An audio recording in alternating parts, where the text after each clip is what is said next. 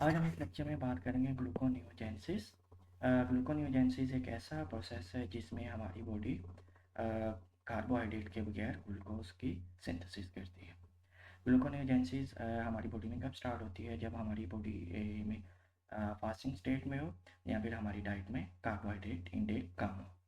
जब हमारी डाइट में कार्बोहाइड्रेट इंटेक कम होता है, अल्टीमेट इफेक्ट ये होता है कि ब्लड शुगर कंसनट्रेशन डिक्लाइन होती है। तो इससे होने से हमारी बॉडी हार्मोन रिलीज़ करती है।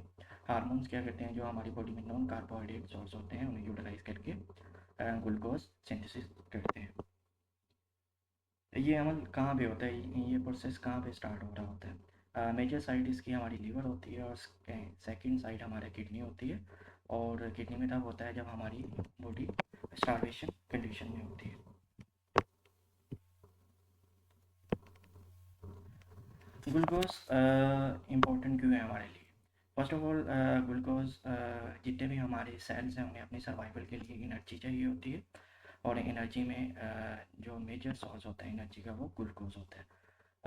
हमारे ब्रेन, सीएनएस एंड आरबीसीज ये ऐसे ऑर्गन्स एंड पार्ट्स हैं हमारी बॉडी के जो अपनी सर्वाइवल के लिए सिर्फ ग्लूकोज पर ही रिले करते हैं।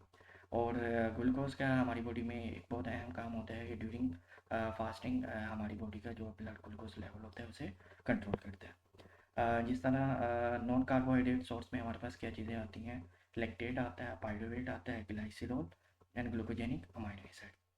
लैक्टेट क्या है? ये लैक्टेट हमारी बॉडी में तब प्रोड्यूस होता है जब हमारी बॉडी एनारोबिक फेज में ग्लाइकोलाइसिस कर रही होती है। उसका जो एंड प्रोडक्ट होता है वो लैक्टेट होता है।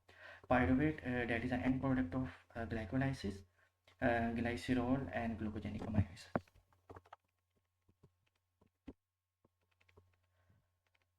Glycolysis, why gluconeogenesis? Gluconeogenesis that is the reverse of glycolysis. Glycolysis में हमने क्या देखा था? ग्लाइकोलाइसिस में ग्लूकोज को यूज़ करते हुए हम पाइरुवेट का मॉलिक्यूल जनरेट करते थे। और ग्लूकोनियोजेंसिस क्या है? That is the reverse of glycolysis, mean के पाइरुवेट को कन्वर्ट करना ग्लूकोज में। Most glycolytic enzymes are reversible. हमने देखा था जो हमारा ग्लाइकोलाइसिस है that is a 10 step process, और जिसमें हमारे जो 3 स्टेप थे वो इरिवर्सिबल थे, बाकी जो जितने रिमेनिंग 7 स्टेप थे डेट इज़ अ रिवर्सिबल। और ये इरिवर्सिबल होने की वजह से ये जो जो ग्लूकोनियोजेंसिस का बात हुई है, ये हम इसे करते हैं bypass with the help of different enzymes. Glycolysis में हमारे कौन से रिवर्सिबल स्टेप थे?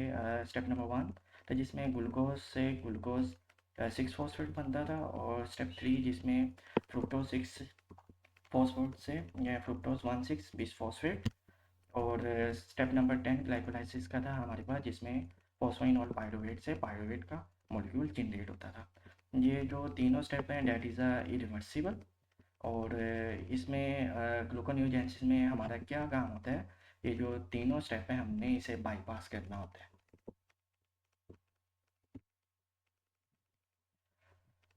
फर्स्ट टू बाईपास देखते हैं ये किस तरह किए जाते हैं, that is with the help of enzyme. First था हमारा जिसमें ग्लाइकोलाइसिस में हमारा जनरेट होता था ग्लूकोज से ग्लूकोज 6 फॉस्फेट। ग्लाइकोलाइसिस में ये जो स्टेप है डेट इज़ इरिवर्सिबल। और ग्लूकोनियोजेंसिस में हम इसे बाईपास करते हैं, रिवर्स करते हैं with the help of enzyme, जिसे हम कहते हैं ग्लूकोज 6 फॉस्फेटेज। ग्लूकोज 6 फॉस्फेटेज क्या करेगा? ग्लूकोज जो 6 फॉस्फेट का मॉलिक्यूल है उसमें से फॉस्फेट का मॉलिक्यूल रिमूव कर देगा। जब रिमूव करेगा जो हमारा जो एंड प्रोडक्ट क्रिएट होगा इस एंजाइम से, वो हमारा ग्लूकोज का मॉलिक्यूल क्रिएट होगा। देन सेकेंड स्टेप देखते हैं फॉस्फोफ्रुक्टोकाइनेज। ये स्टेप किस तरह बाईपास किया जाता है? ग्लाइकोलाइसिस में जो हमारा स्टेप था वो फ्रुक्टोज 6 फॉस्फेट से कन्वर्ट हुआ था फ्रुक्टोज 1,6 बिस फॉस्फेट में। ठीक है, अब ये इस स्टेप को किस तरह रिवर्स किया जा सकता है? इस स्टेप को रिवर्स किया जाता है with the help of enzyme fructose 1,6 बिस फॉस्फेटेज। ये जो एंजाइम है ये क्या करेगा? फ्रुक्टोज 1,6 बिस फॉस्फेटेज में से एक फॉस्फेट का ग्रुप रिमूव कर देगा। रिमूव करने से जो रिमेनिंग जो मॉलिक्यूल क्रिएट होगा वो हमारा फ्रुक्टोज 6 फॉस्फेट होगा। देन फ्रुक्टोज 6 फॉस्फेट कन्वर्ट होगा हमारा ग्लूकोज 6 फॉस्फेट में, और ये जो ग्लूकोज 6 फॉस्फेट वाला मॉलिक्यूल है देन ये रिवर्स किया जाता है with the help of fructose 6 phosphatase. Then जो हमारा एंड प्रोडक्ट जो हमारा डिजायर है वो ग्लूकोज का मॉलिक्यूल क्रिएट होता है।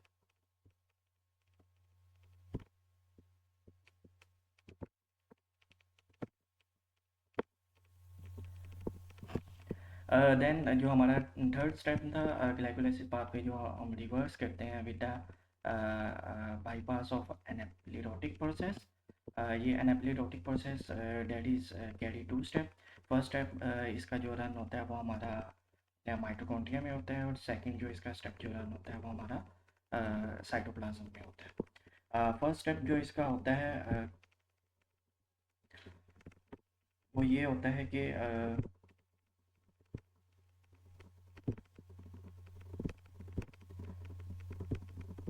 जो हमारा पायरुवेट का मॉलिक्यूल है वो फर्स्ट हमारा इंटर होता है माइटोकॉन्ड्रिया में। जब पायरुवेट का मॉलिक्यूल माइटोकॉन्ड्रिया में जाता है, माइटोकॉन्ड्रिया में जाने के बाद पायरुवेट का मॉलिक्यूल कन्वर्ट हो जाता है ऑक्सैलो एसीटेट में। ऑक्सैलो एसीटेट में कन्वर्ट होता है with the help of enzyme pyruvate carboxylase. Then oxaloacetate then इसे मूव आउट करना होता है साइटोप्लाज्म में। जो ऑक्सैलो एसीटेट का मॉलिक्यूल है डेट इज़ इम्परमिएबल, ये माइटोकॉन्ड्रियल मेम्ब्रेन से पास नहीं हो पाता। इसे पास होने के लिए ये कन्वर्ट होता है अनदर मॉलिक्यूल में जिसे हम कहते हैं माइलेट। ये माइलेट में कन्वर्ट होता है with the help of enzyme malate dehydrogenase. Then malate that is permeable molecule, ये इजिली पास हो जाता है माइटोकॉन्ड्रियल मेम्ब्रेन से। जब ये माइटोकॉन्ड्रियल माइलेट का मॉलिक्यूल माइटोकॉन्ड्रियल मेम्ब्रेन से पास होकर साइटोप्लाज्म में आता है देन माइलेट का मॉलिक्यूल फिर कन्वर्ट हो जाता है ऑक्सैलो एसीटेट में with the help of same enzyme malate dehydrogenase. Then oxaloacetate का मॉलिक्यूल कन्वर्ट होता है phosphoenolpyruvate with the help of enzyme phosphoenolpyruvate decarboxylase. इसमें क्या होता है ये एंजाइम के साथ क्या होता है कि ऑक्सैलो एसीटेट के मॉलिक्यूल में से एक कार्बन डाइऑक्साइड का मॉलिक्यूल रिलीज होता है, साथ में फॉस्फोरिलेशन होती है।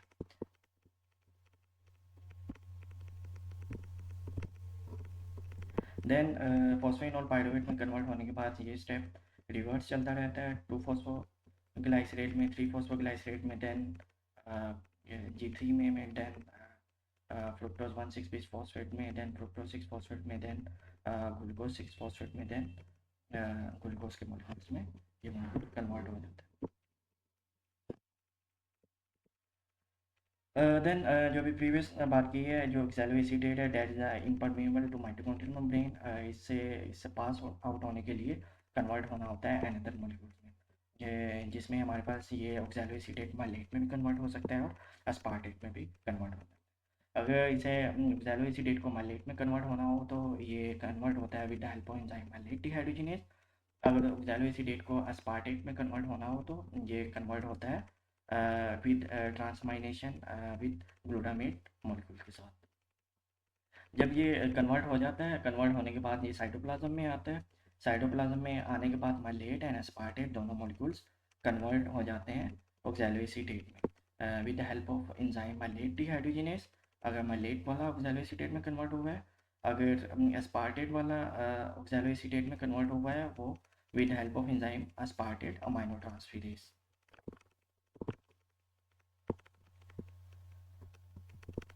ये जो ग्लाइकोलाइसिस का जो थर्ड स्टेप है जिसमें हम पायरुवेट को फॉस्फोइनोल पायरुवेट में कन्वर्ट करते हैं, दिस बाईपास स्टेप अलाउ करता है जितने भी हमारे अमाइनो एसिड्स हैं वो ग्लूकोजेनिक पाथवे में इंटर हों। ये जितने भी हमारे पाथवे में इंटर होते हैं ग्लूकोजेनिक पाथवे में for making the glucose synthesis, that why इन अमाइनो एसिड्स को हम कहते हैं glucogenic amino acids. Glucogenic amino acids इन ये किस तरह मेटाबोलाइज करते हैं फर्स्ट जो ग्लूकोजेनिक अमाइनो एसिड्स होते हैं वो कन्वर्ट होते हैं पायरुवेट में, और देन या फिर try carboxylic cyclic acid cycle में कन्वर्ट होते हैं, या TCA cycle mean Krebs cycle में कन्वर्ट होते हैं। अब ये रिएक्शन अपना किस तरह कैरी आउट करते हैं? फर्स्ट इनका काम ये होता है कि जितने भी हमारे अमाइनो एसिड्स होते हैं वो क्या करते हैं, कन्वर्ट होते हैं पायरुवेट में या TCA इंटरमीडिएट। जो TCA साइकिल का जो इंटरमीडिएट होता है वो हमारे पास ऑक्सैलोएसिटेट होता है। ऑक्सैलोएसिटेट फिर कन्वर्ट होता है मैलेट या स्पार्टेट के मॉलिक्यूल में। जब ये मॉलिक्यूल्स माइटोकॉन्ड्रियन से ये साइटोप्लाज्म में आते हैं, साइटोप्लाज्म में आने के बाद ऑक्सैलोएसिटेट में कन्वर्ट होते हैं। ऑक्सैलोएसिटेट देन कन्वर्ट होता है phosphoenolpyruvate, then phosphoenolpyruvate से ये ग्लूकोज में कन्वर्ट हो जाता है।